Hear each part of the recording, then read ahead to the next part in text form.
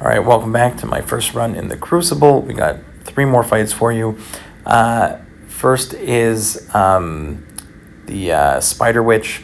We're going in with an excellent counter in Anti-Venom because he can deal with the evade and he can deal with potentially taking on Incinerate damage. So, and there's reverse controls on the specials, which is what is going to screw me over on this one, because one small mistake and you're dead.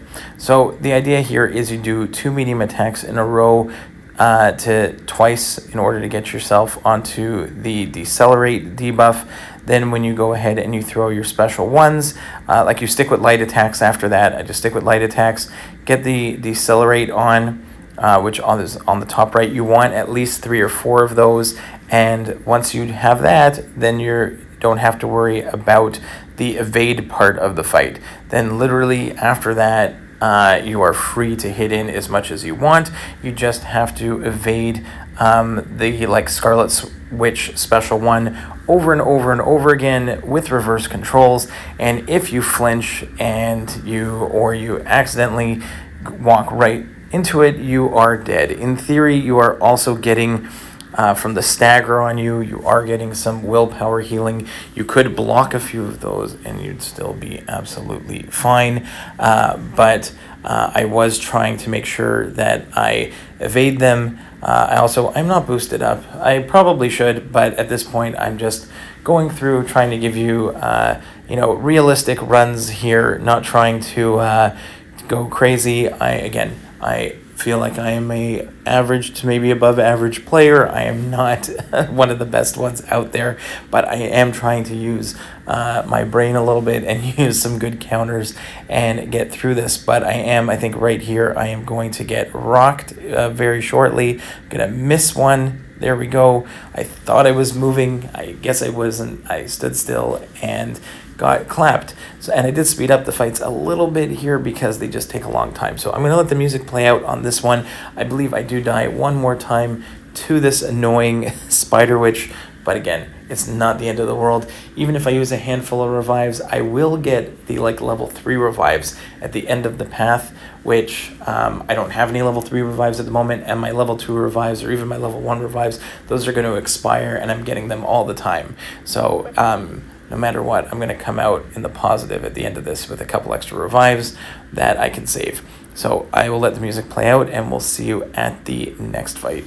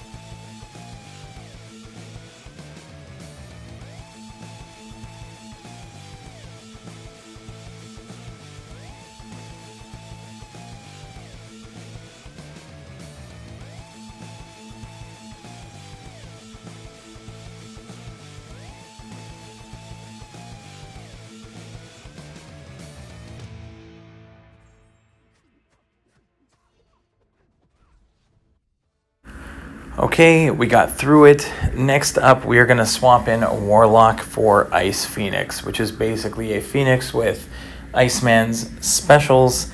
And the main thing on this one is that they switched Encroaching Stun to Encroaching Root, which I guess is not that bad, but again, it's still pretty annoying in the fight here. You have to remember that it's Iceman, so your first parry isn't going to work. You have to remove the ice armor, and then you have to go in and then you can parry freely. Again, try not to push her to special 2. That is not what you want to do. You want to just bait special 1s over and over and over again, and you end up having to throw a lot of special 1s, which again help you keep Ice Phoenix below 2 bars of power. But I wasn't really focused. I didn't realize the Encroaching Root here at the beginning, so now I'm rooted, but I'm close to her, got her in the corner, and that wasn't actually, it worked out pretty well. But other than, again, keeping tabs of when the ice armor comes back, so when you can freely get your parries, and you just, you can still evade the special while rooted. It's just the same motion, or the same timing that you would do on your decks as you would normally do for Iceman's special 1. But again, there I just threw it into the block because I didn't want to get rooted. But it's just it's a fast-moving fight, I find, in this one. It is a quick one. And again, it's one of those things where you just have to be aware of keeping tabs of that ice armor on the right-hand side and keeping tabs on the Encroaching Root on the left-hand side. And once you get a good handle on that, it's not that bad, especially with a champion that doesn't have to worry about that annoying cold snap damage. And we do have class advantage, I guess, on this one, so it's not the end of the world. I think we do manage to squeeze out a solo on this one. I do get hit a couple times, and the Encroaching Root does make it where you end up having to take some hits on the block or just, miss the end of a special there. But at least, because I'm Warlock, I am not going to take any cold snap damage. But there, I'm stuck having to evade another special while rooted. And again, I can see how this one could cause people problems. I know it was one of those fights that I needed 3 champions to get through. The first time I fought this one, it was one of the ones that I did not get a solo on. So it is fun to finally get a solo on Ice Phoenix after a couple years since I've played against her. So that is a positive, I guess. But I'm going to let the music play out, and we will see you at the next fight.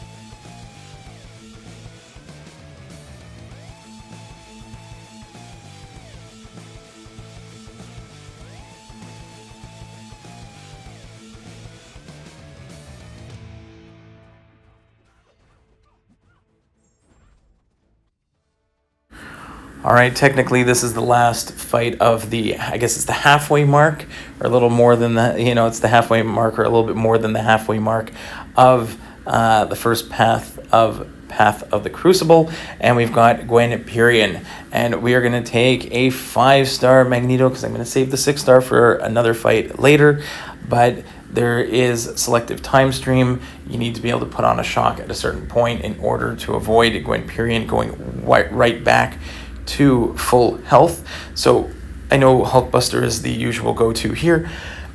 I did this really well when it first came out with a 5-star Magneto, so we are going to go right back to the 5-star Magneto to get this one down. I did not do it as fast as I did during the initial run. I think I had a 60-something second solo with a 5-star Magneto, but I also had synergies and possibly boosts. But here we're unboosted, and we're just a 5-star. I think we are ascended. I do get clipped there for a second, but that's not the end of the world. Also, you can push the hybrid or fusion champions, as we'll call them. You can push Gwenperion to a special 3, and nothing is going to happen. So here we get like a good 26 bleeds on the special 3. And a bunch of it is going to get ticked down. So down to half health. I think I end up using 1 or 2 more special 3s to nuke her down. And it's very easy with Magneto. He bypasses the slipstream, and you are not going to go back. She's not going to go back to full health. So pretty fun fight with Magneto. Unfortunately, these fights are taking a bit too long for me on some of them. And I did... the next fight was a Mole Man that I did easily with Apocalypse, but unfortunately, the fight recording, it didn't happen. Maybe I'll grab that one again when I do it on the second account, but unfortunately that one is going to be missing. I'll mention it here at the end of this one, and I'll mention it again at the beginning of the next fight that one is missing, but it was a very easy fight with Apocalypse against Mole Man. You can parry freely on that one. You get bleeds for the bleed bleed vulnerability. You just have to avoid the unstoppable timer. So you gain unstoppable or he gains unstoppable depending on when the timer ends. You just stay far away from him. That's a very easy fight. So much easier than some of the other ones from this round. But there we go. We've got... we'll continue putting these out here in little batches so you can kind of digest them a few fights at a time. So hopefully you've enjoyed it, and I'll continue my way through the Crucible. Hope you enjoyed it, guys. Thanks. Bye-bye.